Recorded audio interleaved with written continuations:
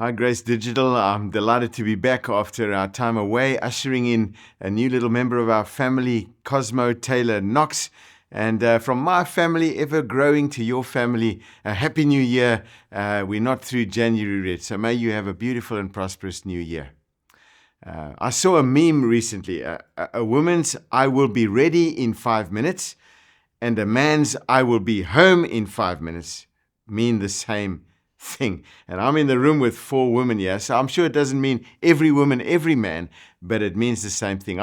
I've been caught in this 5 minute squeeze before. One more email, one more coffee, one more chat, one more drink, just 5 minutes more. And very soon, it's not "I will be home in 5 minutes," but "I had to be home. I promised to be home in 5 minutes already." And then consequently, some aggressive driving. You've experienced some version of this dynamic as an adult. When your margin for error was gobbled up with just 5 more minutes, just one more, that kind of thinking. Whether it was just one more drink, one more bite, one more business trip, one more sleeve of cookies, one more pair of shoes, one more swipe of that card, whatever it is, the outcome is usually the same. Because one more thinking, one more rarely adds anything. It usually subtracts. One more often results in less of what we value most. So just check out your driving habits for a moment, which are no doubt often influenced by this living close to the line, close to the edge. Unless you're an unusual driver, you drive at speeds slightly above the speed limit. Am I right? While most of us feel little to no guilt driving faster than the speed limit, none of us want to get pulled over. So we choose the speed we're convinced allows us to break the law while avoiding an encounter with the law, right on the edge. I've told Michelle for years that the speedometer is overstated. When I'm going 120, it's actually only 100. I've checked it with Google at times. I've got Google Maps and I see what they say, what Google Maps says I'm running, and the speedometer, and I see that they are different. My speedometer and what Google Maps says I'm doing, and I've bamboozled myself for years. So whether it's a curfew or a diet or driving or spending, our natural inclination is to live as close to the line as possible. And you might ask, which line? Well, it's the line between legal and illegal, responsible and irresponsible, moral and immoral, ethical and unethical. It's that line. It's the line between I'm still in control and I desperately need help. It's that line. It's human nature to snuggle up to the edge of irresponsibility, disaster, and embarrassment and stay there as long as possible. It's human nature to get by with as much as we can get by with without becoming our own worst enemy, without being grounded or embarrassed or expelled or fired or kicked out of the house. Now, there is a flawed assumption that fuels this incessant flirtation with disaster and informs so many of our decision. And it's an assumption that impedes our ability to make good decisions. It's the assumption that if it's not wrong, it's all right. If it's not illegal, then it is permissible. If it's not immoral, then it's acceptable. And if it's not over the line, it's fine.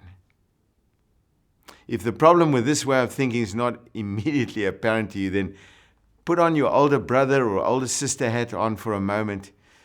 Put on your parent hat if you have children. And I bet you don't set the bar so low for your kids or for anybody you care about.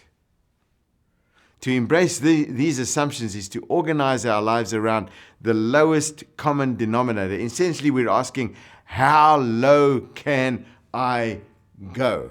How close to bad can I get without being bad? How close to wrong can I get without doing something wrong? If you're religious, how close can I get to sin without actually sinning? It doesn't stop there, of course, because before long we're asking, how far over the line can I go without getting caught or experiencing the consequences? So how unethical or immoral or insensitive can I be without creating unimaginable outcomes? How long can I neglect my family, my finances, or my health without feeling the effects? How much can I indulge an addictive behavior without actually becoming addictive? So it's a slippery slope. And it all begins by asking the wrong question. Is there anything wrong with this? It's a question that often leads to a second question, which is, how, and I don't know if you've ever asked it, how did I get myself into this? See, drawing our lines, setting our limits, and establishing our moral and ethical standards on the borderline between right and wrong, legal and illegal, healthy and unhealthy, it eliminates any margin for error.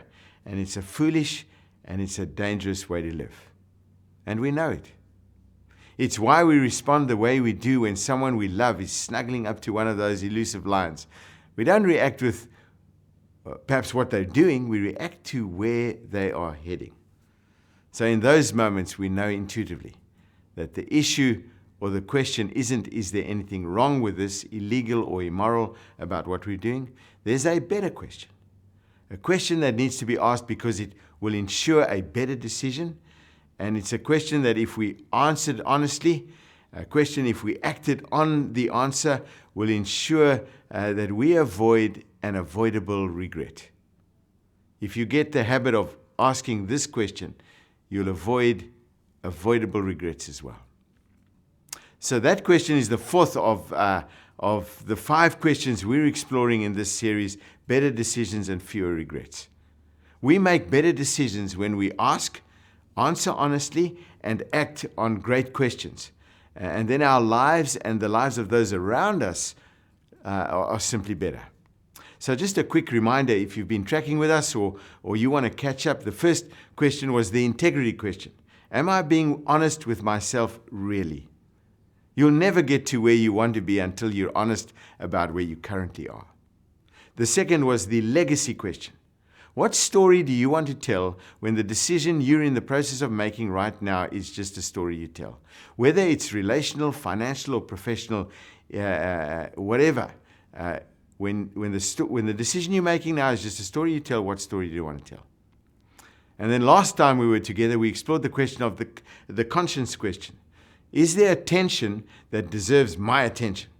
When everything looks good on paper and when everybody's nodding in agreement, but there's something about it that doesn't seem right and you can't put your finger on it.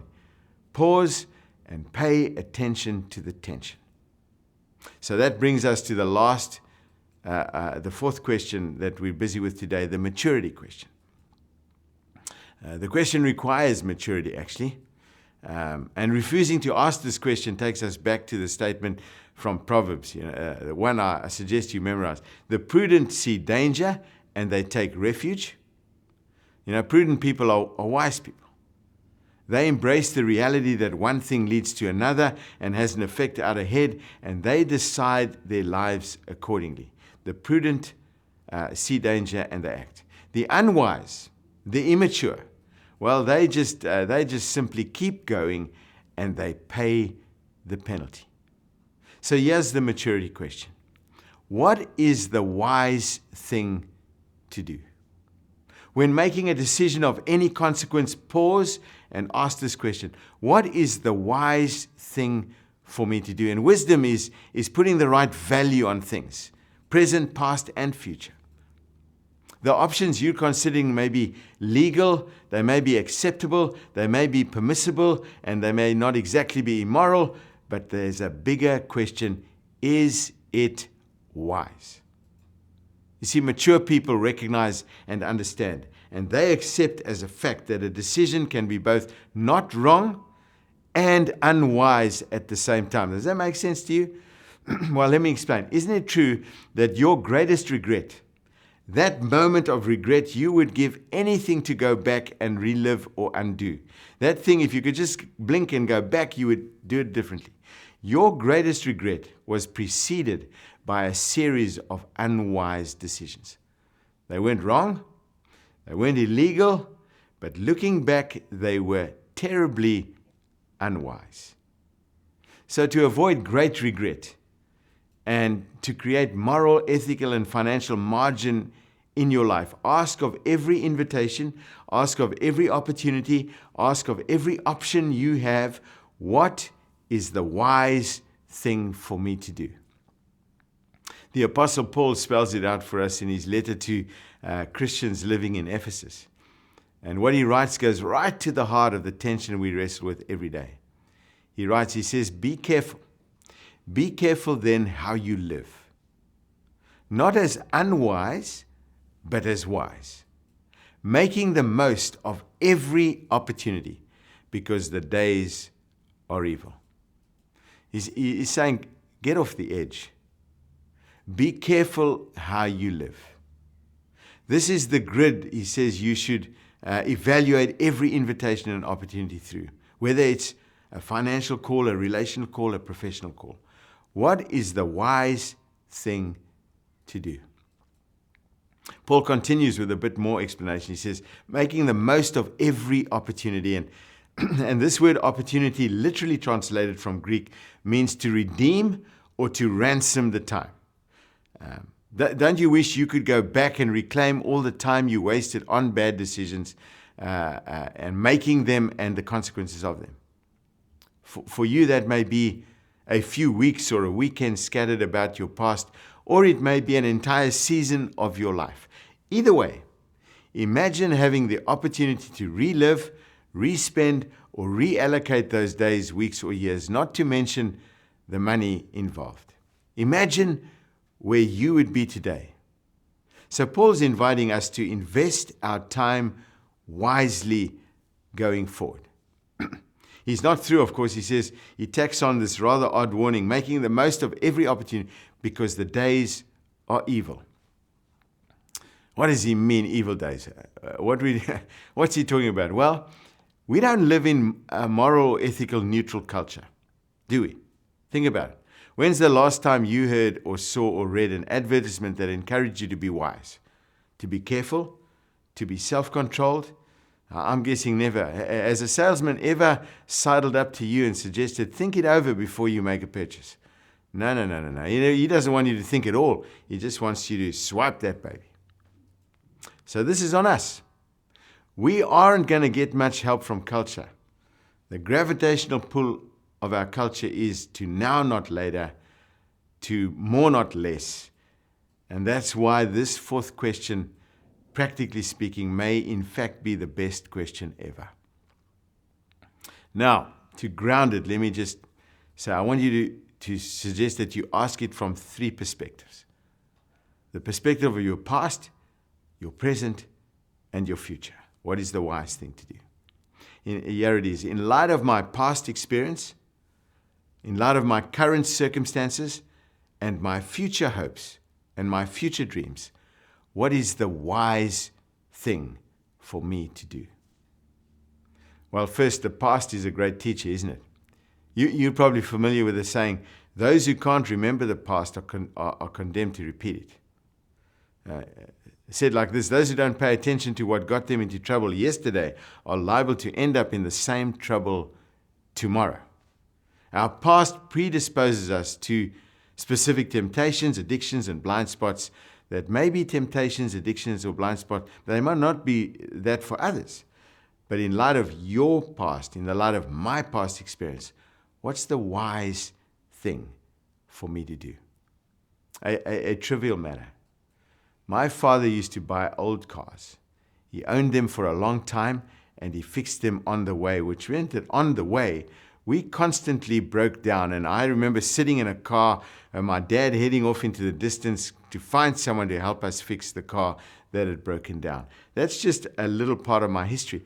And I have a propensity to buy new cars. In fact, Toyota, everything keeps going right is the cars I drove, right? And I bought them new.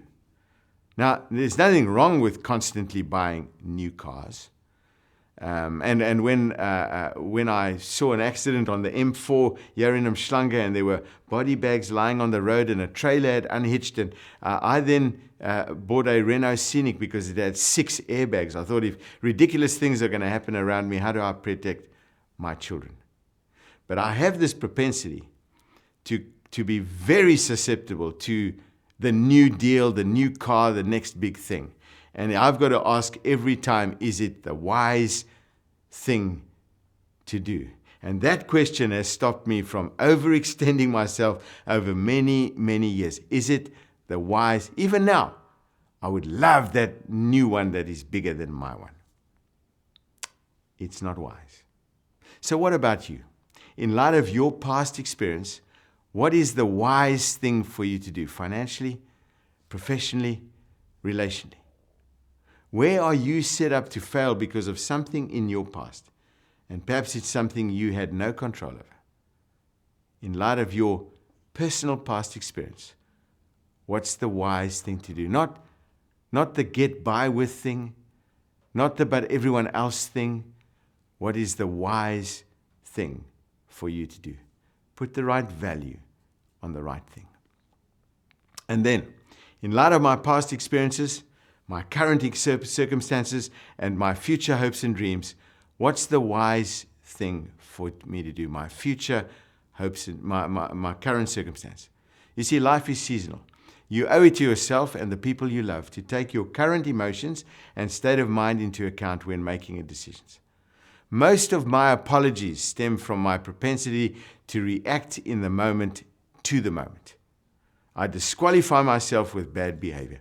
When I wait a day to send that response, when I pause for a moment and breathe, I respond better. When I'm mad, the wise thing for me to do is nothing. So when asking our fourth question, we would do well to take into account what's going on right now. In light of your current circumstances, in light of your current state of mind, what is the wise thing to do? Did you just get out of a relationship? Would it be wrong to jump back into another one? No.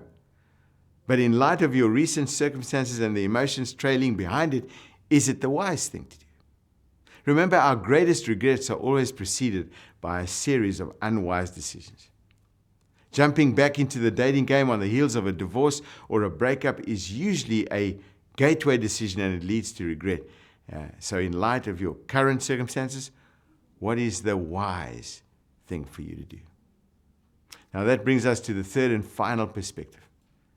In light of my past experience, my current circumstances, and my future hopes and dreams, what's the wise thing for me to do?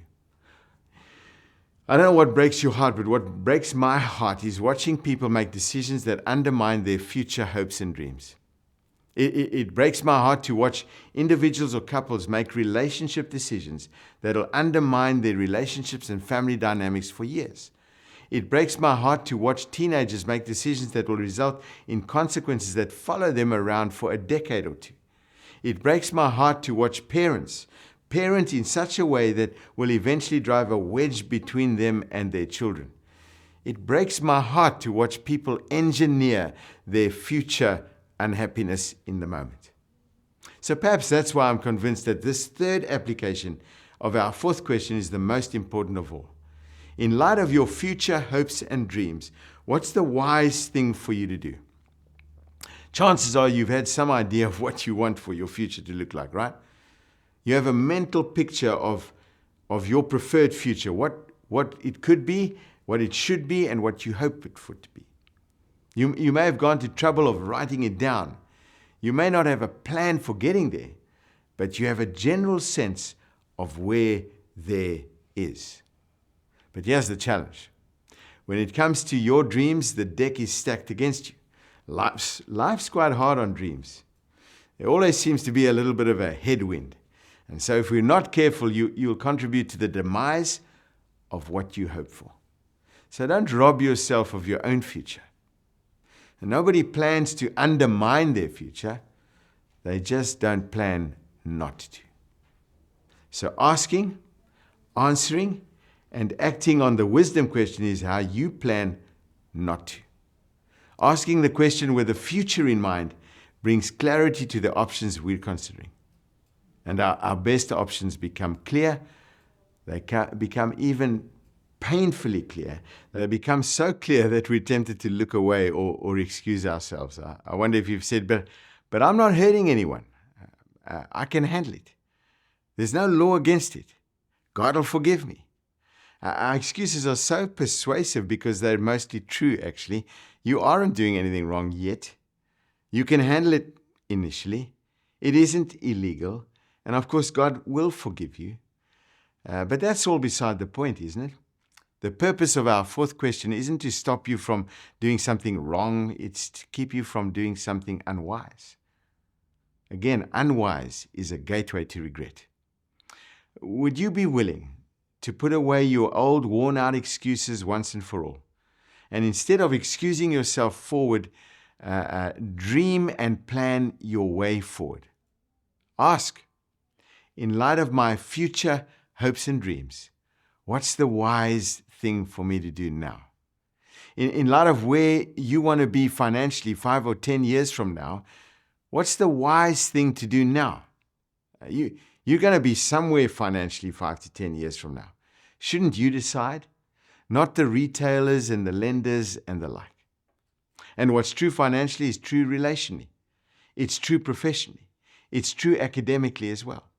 Where do you want to be? Decide. Write it down. If you're single, in light of what you ultimately want relationally and romantically, what's the wisest way to conduct your relationships now? What are you doing now that has the potential to rob you of your preferred future relationally? Are your current relationships, your habits, paving the way to your preferred relational future, or are they escorting you to a place you don't want to be, a place you swore you'd never go? If you're married and you plan to go the distance with your spouse, and I hope you do, to finish together and to enjoy grandchildren, the view from the top of the mountain down your past, what can you do now to facilitate that dream? What puts that dream at risk? Who puts that dream at risk? What's the wise thing to do as it relates to protecting your marriage? Do you have children? What do you envision for your relationship with your children? What's the wise thing to do now to protect that dream? Do you want your adult children to want to be with you, or do you want them to take to the hills and run forever? So don't settle for good. Don't settle for legal. Don't settle for permissible. Don't settle for acceptable or tolerable. If you do, you'll eventually find yourselves living dangerously close to regret. You're better than that. You deserve better than that. Your family deserves better than that. You're a unique blend of past experience, current circumstance, and future hopes and dreams. So my encouragement, ask the wisdom question, the maturity question. What is the wise thing to do? You owe it to yourself to know. You owe it to the people depending on you as well. So, in light of your past experience, your current circumstances, and your future hopes and dreams, what is the wise thing for you to do? I encourage you in this week to come and take a week and redeem your time and take the opportunity and ask this question of decisions you are making in this week to come. What is the wise thing for me to do? I would encourage you to open your heart and mind to the influence of the very Spirit of God, because wisdom ultimately comes from God. He will help you know yourself, know your circumstance, and understand, and then find that wisdom, which has a ripple effect into your present. It redeems the past in so many ways, and it secures your dream and hopes for your life. So for 1 week, if you dare, every day of this week and every decision and every opportunity, ask and then act on the decision, on the answer. What is the wise thing for me to do? Let's pray together. Lord, I pray for all those who are watching now and later and whenever. And I ask that in the power of your Spirit, so present with us, wherever we are now in the world, in this digital campus, that you would inspire us to ask the question, that you would inform the answer with your all-embracing wisdom, and that you would lead us into a full and abundant life. It's wisdom. So as we ask together what's the wise thing to do, God, would you add your thinking to our minds and to our hearts? and then give us the courage to follow where wisdom leads. I pray this in Jesus' name. Amen. Amen. God bless you, everyone, and we'll see you next week.